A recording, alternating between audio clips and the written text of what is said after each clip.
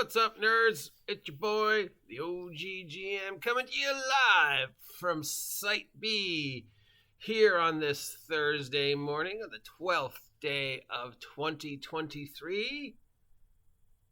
OGL 1.1 madness, anger, nonsense continues to spiral away.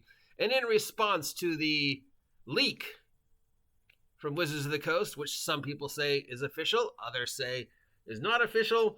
Some people say it's true. Some people say, no, this is fake. You know what? I don't know. It could be fake, could be real. There's evidence to go either way. But it has definitely caused a fire under the feet of the rest of the tabletop role-playing game world. I mean, the entire tabletop role-playing game world seems to be uniting under this. Not just here in the United States, but companies all over who are either directly or indirectly affected by this. Systems that you wouldn't think, oh, well, that doesn't use, it's not OGL, but does, oh, yeah, turns out they did, D6 systems, percentile systems. For the past 23 years, Hasbro Wizards of the Coast kindly allowed us to all play in the same sandbox and get along and all, devote time and energy to this hobby that we love. And now Hasbro Wizards of the Coast is saying, well, nope, not anymore. Because, reasons. And, I will say again, as I have said so many times to the point that it's gotten me in trouble, well, it's their game and they can do whatever they want. And on paper, the reason why they're doing this totally makes sense. It's just a horrible choice. I do not support this in any ways. So, the industry has responded. The industry has responded with angry letters, angry posts, angry emails, angry videos. Company after company is saying we're not going to support this anymore. We're not going to support D&D anymore. We're not going to support the hobby anymore. We're going to do something else. A few companies have said, you know what? I'm already contracted to fulfill a product like Kobold Press and Matt Colville and other people who've already got 5e stuff in the cartridge, and it's too late to say, oh, no. So there's like, you know what? I've already committed to this. I'm going to finish it. Sure, whatever. I'll bow to the overlord for this one, but going forward, after this is finished, we're going to do something else. And a lot of them are saying we're consulting lawyers. A lot of them, are saying Federal Trade Commission, monopoly, creative license, free speech, freedom of the press. We don't have to use the OGL. We never did because you can't copyright games. You can't copyright imagination. Let's face it, I've only seen two people in the entire gaming universe say they thought this was a good idea. And it has, as I said, inspired the rest of the gaming community to unite, sign petitions, post letters, and say, you know what? We're not gonna take it. We're gonna make our own game that is an OGL. And it's gonna have blackjack and hooters and hot and cold running ale. So we've got announcements from several companies coming out that we're making our own system. And kind of, everybody was waiting with bated breath to see what the biggies were going to say. Paizo being number one. The top of the pyramid of companies that aren't Wizards of the Coast, Paizo's got to be number one. I mean, they kicked Wizards of the Coast to the curb once before with Pathfinder, and everybody's like, well, what are you going to do now? Second, I think a lot of people are looking at, Mutants and Masterminds. Green Ronan's like, Mutants and Masterminds, probably one of the most successful things to come out of the OGL. What are you going to do? Troll Lord Games, another biggie. What are you going to do? Then this, we're looking at the smaller companies, Matt Colville, Level Up 5e. What are you going to do? Frog God Games. What are you going to do? Kobold Press. What are you going to do? And we're now beginning to see the response. And the response seems to be, we're going to make our own game. Or we're going to, adapt to a pre-existing system that doesn't already fall under the auspices of the new OGL, as far as we know. Now, that's both a good idea and a bad idea. Good idea means that we can see a new renaissance, a new rebellion of lots of companies making new product to push the industry away from the omnipresent Wizards of the Coast Hasbro fascist choice, which means we'll have a new age of creativity and a new age of hundreds of different games and ideas coming out that we haven't had since, I don't know, OGL 1.1 and 4th. The bad idea is we've got a bunch of little companies making their own system instead of all uniting together on one system. And the only way you can sort of beat Wizards of the Coast is sort of to have another Pathfinder, to have a system that everybody goes, okay, we're not going to make games for your system. We're going to make games for this. But instead, a lot of these people are saying we're going to make our own system.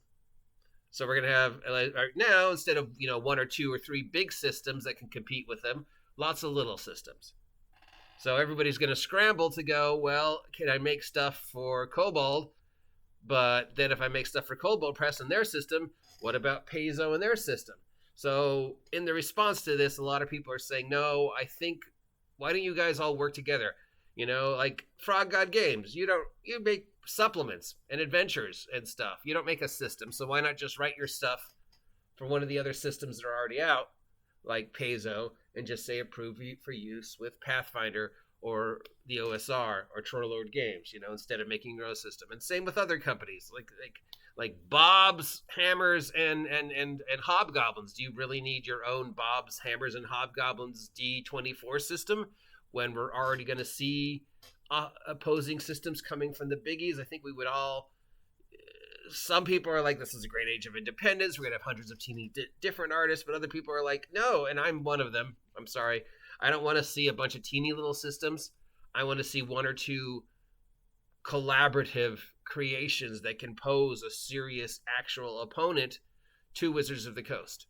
Now, Vegas betting odds is Wizards of the Coast Hasbro OGL 1.1 D&D 6th edition going to be as big as 5, especially with all the other people saying, no, we're not going to create stuff for 6e. Well, a lot of people were waiting to see what Paizo said, and Paizo has come forward and said, well, we'll get to that in a second. The other people are like, okay, Mercer, what are you going to do? Okay, Genie D, what are you going to do? Are you going to stay loyal to 6e, or are you going to branch off and break your own? Or will Mercer and company go back to playing Pathfinder? Because remember, that's how they got started. They didn't switch until they realized, when D&D 5e was sniffing at their doors and going, hey, we could make a thing here. And Wizards of the Coast would not have made it through COVID or the past 4 years without Critical Role. So the other big pillar that everybody's looking like is like, Mercer, Genie D, what are you going to do? And the third big pillar is like, okay, Troll Lord, you're the successor to Gygax's laser. What are you going to do? Green Ronin, you guys, what are you going to do? Chaosium's like, hey, we got no dog in this fight, but we still support you because our system doesn't use the OGL and never has. It's the most popular role-playing game in the world. So let's see what some of these companies have to say. Now, again, let's toss it out there that I would rather see all the little companies kind of unite under some of the bigger ones. I don't want to see 22 teeny little open systems. I want to see like 4 big open systems. I want to see another Pathfinder step up and go, yo, step in the ring. Let's go, Wizards of the Coast, because it's the only way we're going to be able to make a difference. Well, that's just my personal opinion, of course. I am not a lawyer. Do not take my advice for anything other than nonsense. But we have seen some responses, so let's see what we say. First off, I think the big one everybody was waiting for is Paizo. What are you going to do? And Paizo has said, we're going to make a thing. But the only way to see what the Paizo said is to go to Tanker's Tavern, link down below, on, what was it, yesterday? Because Tanker reads through Paizo's letter. Then there is a link that you can link onto, but it says it just links to an open RPG license email thing where you can submit an interest if you want to be part of what Paizo's doing with their open RPG license. It doesn't have the article. Tanker has a copy of the article. I don't know where he got it because I went to Paizo's site and there's nothing there. We're going to go again right now. Paizo, right? I'm saying it wrong. Nothing. Paizo blog. Announcements. Nothing. General discussions.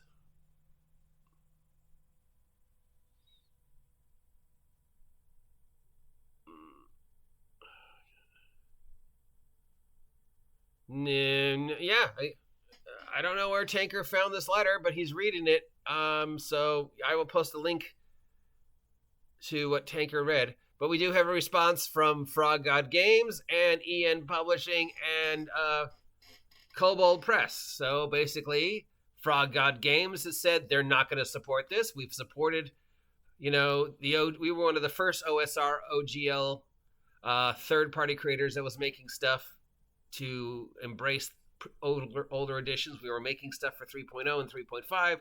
We made stuff for 5th. We made stuff for Pathfinder. We made stuff for the OCR. We've made stuff for Castles and Crusades. They've got over 500 unique products underneath their, Rapina, Thux, Slumbering Czar world build. So they've made supplements. But going forward with this whole thing, what are they going to do? They're going to say,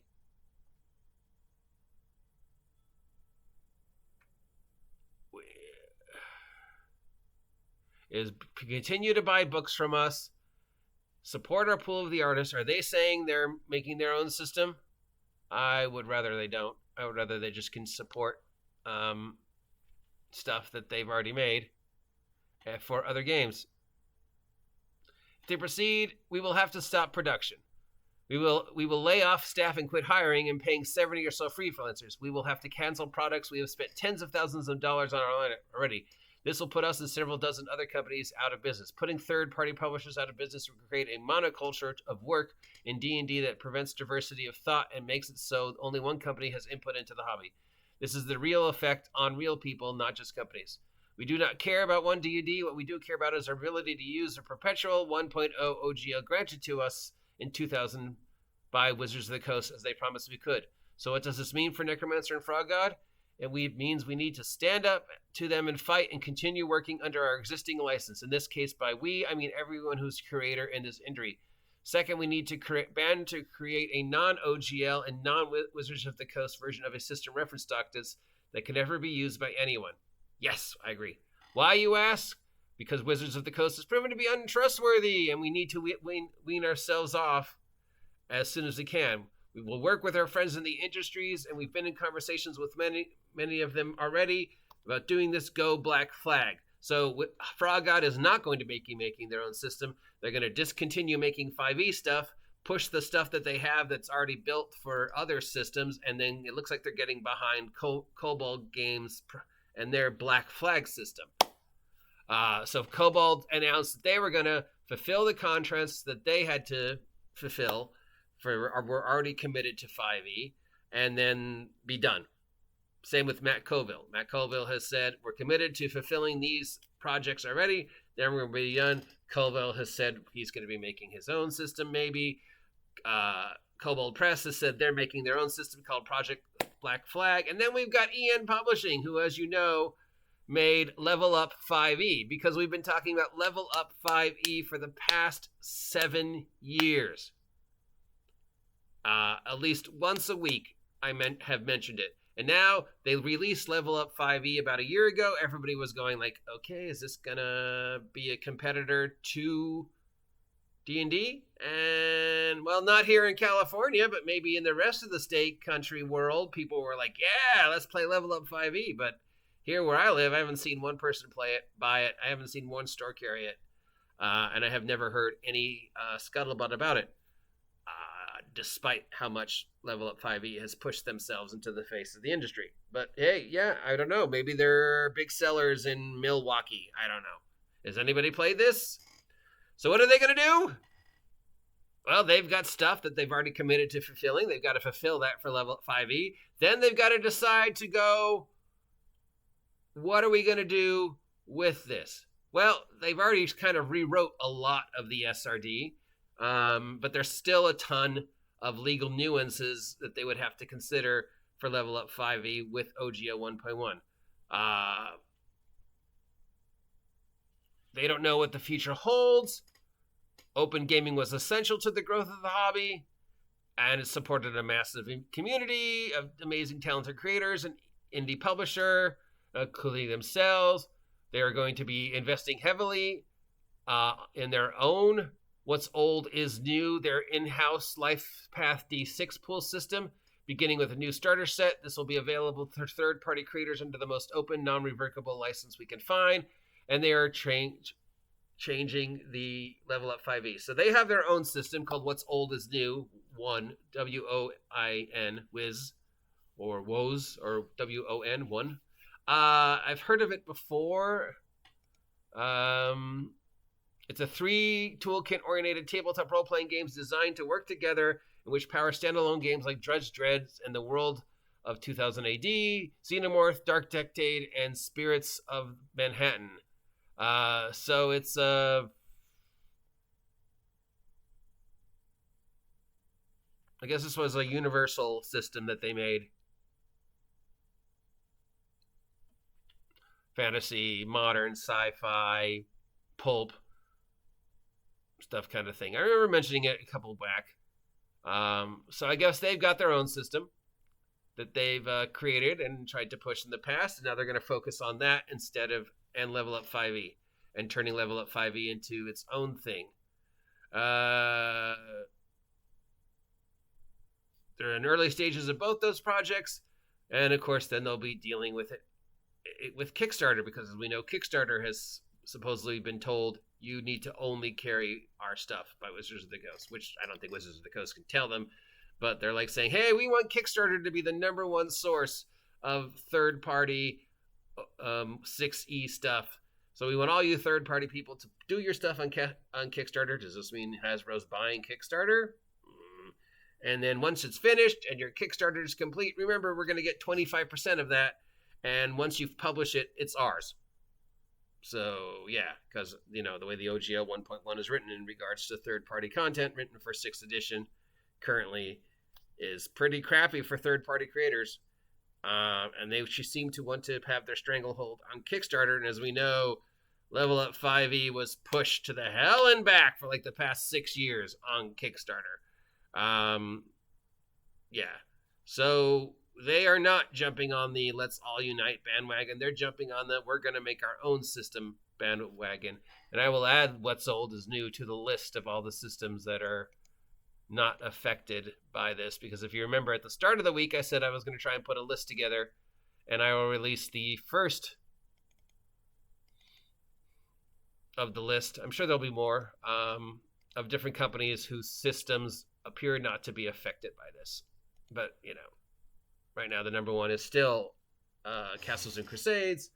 And now we're just waiting to see what Paizo's going to do. Because as I said, there's an article. I looked for the article. I couldn't find it. So I'm going to link Tanker Tavern's video from last night about the article. The Frog God Games one, I was able to read to you guys. And basically it says we're not going to make 5e stuff anymore. We're going to make stuff for these systems that we can still make stuff for, like Pathfinder 2 and open source and whatever else. They don't really have to worry as much as the other companies because they've never made their own system. They've just made stuff for existing systems. And their world has always been sort of system agnostic. You could easily convert it to any system. I mean, they've got like 10 different versions of Rapanathuk, so I think they're okay. Matt Colville, I think, is saying, I'll finish my contracts and then I might make my own system. Green Ronin, we haven't heard from yet, but they've got the Age system already, so they could just convert Mutants and Masterminds to the Age system if they haven't already. Chaosium, haven't heard from, but again, we don't need to. Apparently some D6 systems are affected by this. And then the other, you know, we've heard from Paizo, and it looks like they're going to be making a new version. And we've heard from Level Up 5e, and it looks like they're making a new version. But again, I don't know if I want to see a bunch of little people making their own teeny baby versions. I would rather see several companies uniting under 1 or 2 or 3. Kind of doing, you know, do what Necromancer has done and just make the same adventure open to multiple systems. Would that suck for Level Up 5e and EN Publishing, considering how many thousands of dollars they've invested in Level Up 5e over the past 4 years? Probably. But they've already got a D6 system in place that they could convert to. And again, I mean, no offense to the creators of Level Up 5e, but considering how much I've talked about it, sneeze. Where is it? I mean, again, California.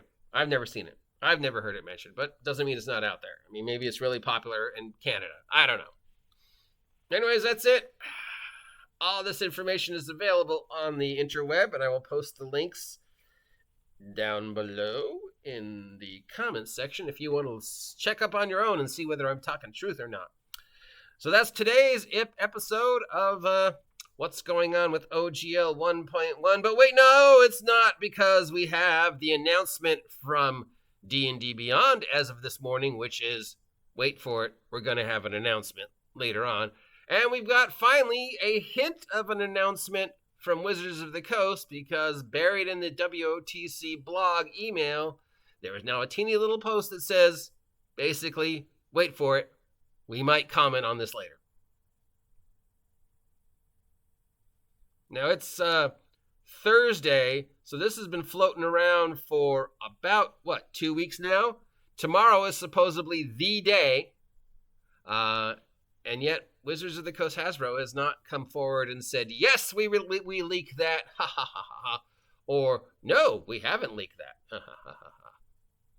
So again, Kobold Press making their own system, Level Up 5e making their own system, Paizo making their own system, Trollord Games already has one, Necromancer Games gonna do what they've always been doing, Green Ronin, still waiting to hear from you. Some of the other big OGL companies that made games over the past 20 years, still waiting to hear from you. But so far, it does seem the general response to the entire industry is, screw you, Wizards of the Coast. We're going to go play on our own sandbox and leave you alone in the rain. So I guess it's just wait and see. We're still waiting.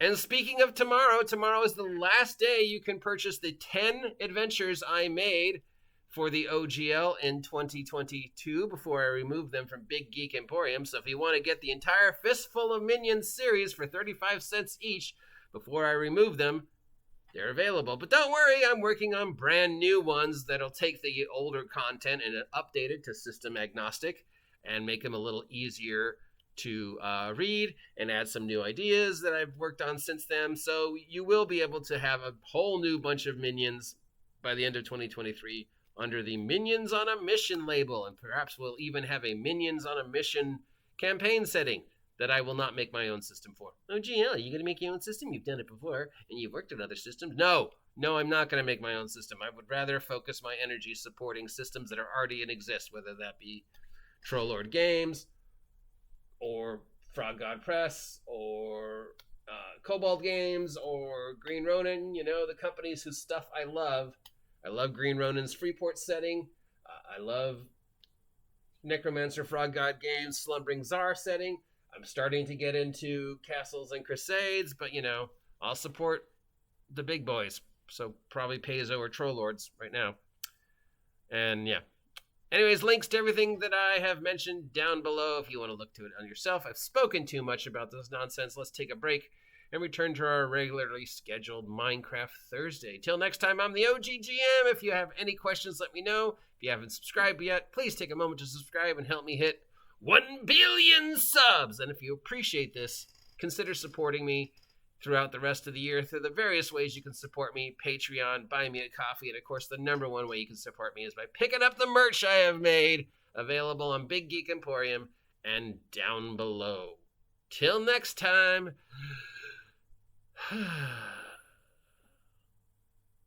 hang on to your hats, boys and girls. It's gonna be a bumpy year.